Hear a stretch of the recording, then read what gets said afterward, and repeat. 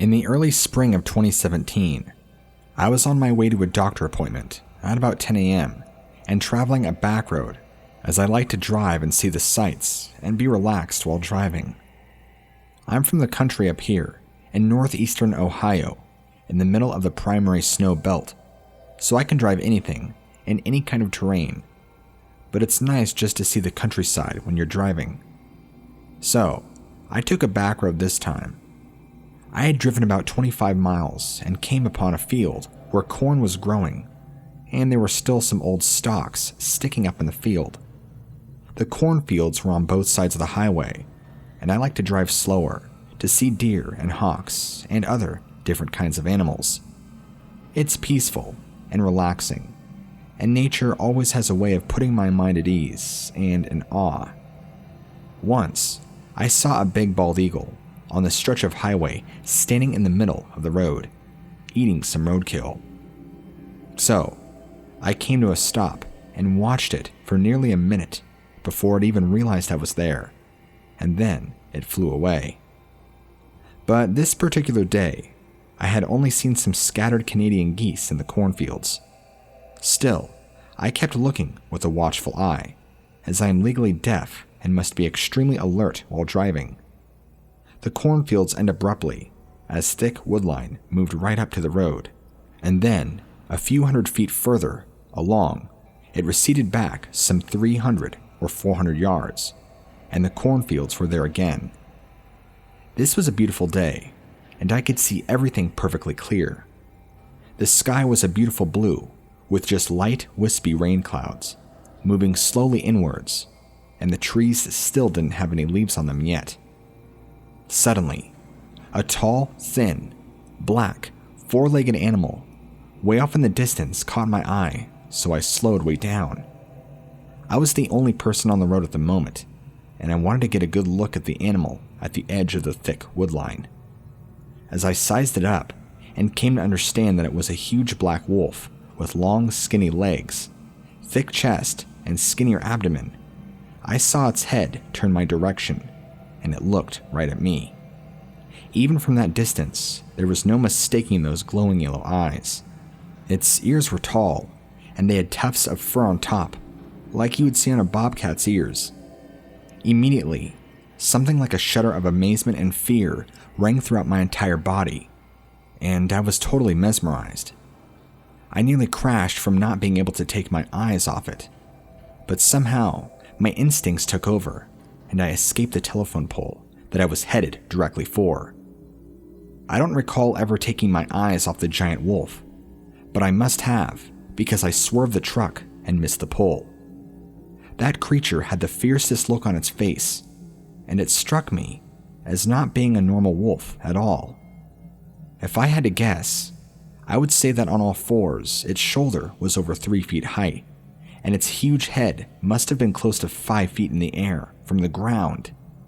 Its torso was thin, and the musculature of this animal could clearly be seen from even 300 or so yards away.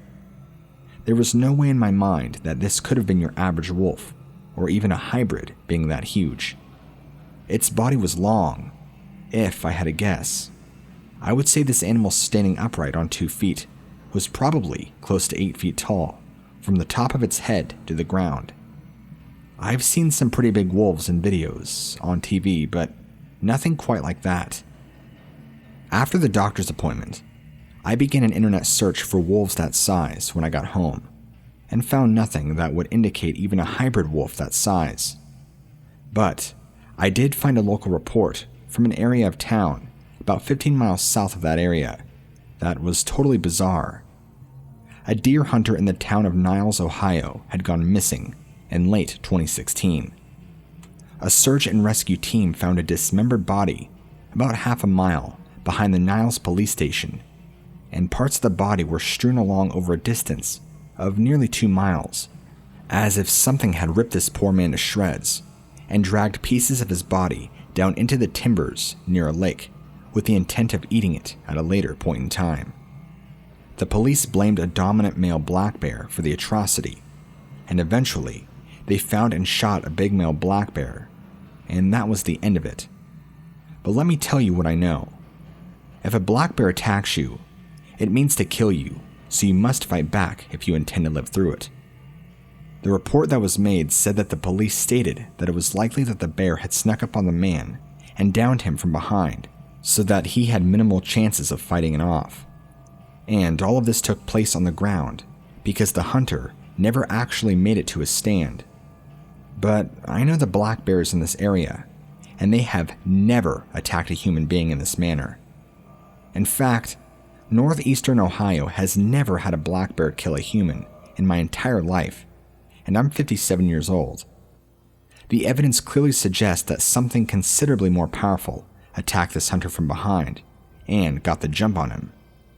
Over 99% of all deer hunters in this country are so aware of their surroundings while traversing to their tree stand that the tiniest twig breaking grabs their attention. So there's almost no way that this man didn't know that something was creeping up behind him, especially a bear of all things. This was definitely the work of something quite large and powerful, and definitely not a black bear. Bears bury their kills and come back for it later. And this poor man, who was positively identified as the missing hunter, was found torn to shreds and his body parts spread abroad over a distance of nearly 2 whole miles. Anyone else suspect a Dogman like I do? And I believe that I saw that animal just a few months later on my way to the doctor's office. This is a true story. It really happened and is still unsolved to this day, some 4.5 years later. The report about this is no longer available, unfortunately. I have tried to find it recently so that I could send this story and other channels to help people become aware that these creatures actually exist, but we are intentionally being kept in the dark about their existence. For what reasons, I'm not sure.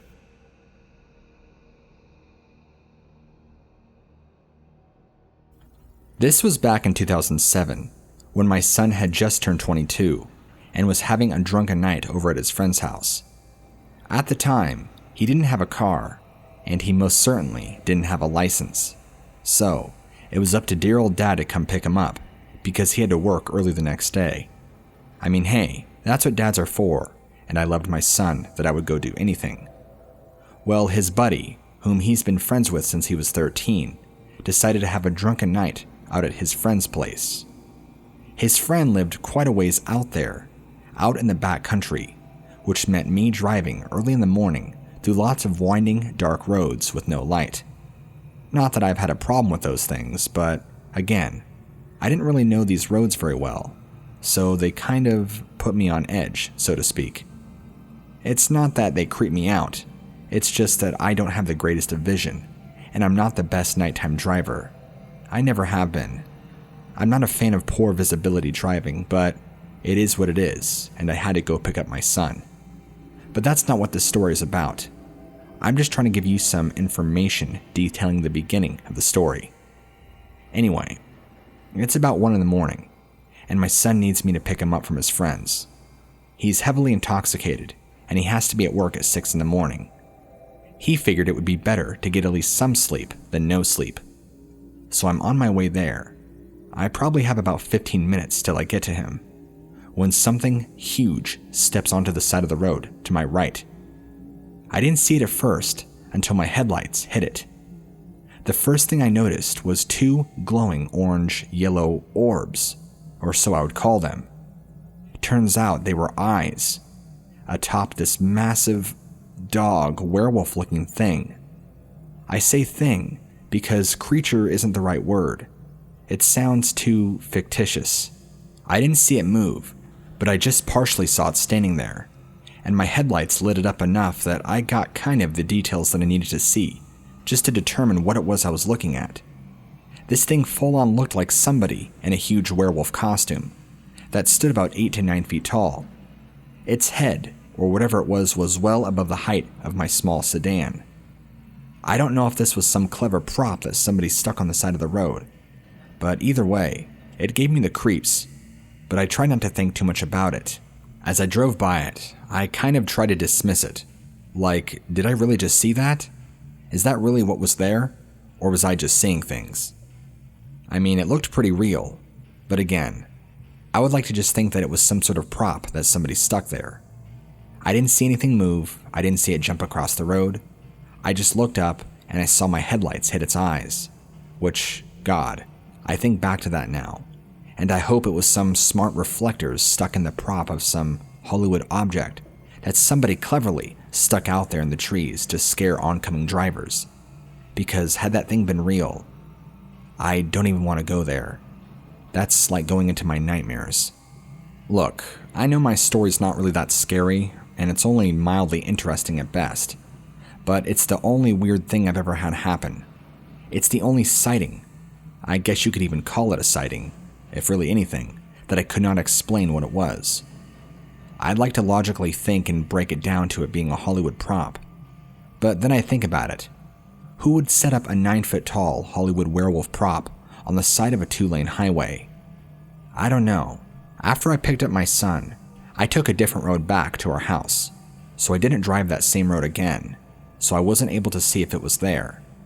And even though I have driven that road since, it was probably another 4 months until I would drive that same road again, in which that thing, or what I would assume to be the prop, was gone.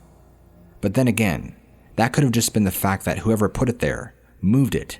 So really, I don't know what to believe. I want to believe that it was a prop and wasn't real, but I guess I can never be too sure. From what I saw, or the glimpse of what I saw, it looked pretty realistic. But then again, aren't props supposed to? I'm curious to see what you think. What do you believe that I saw that night?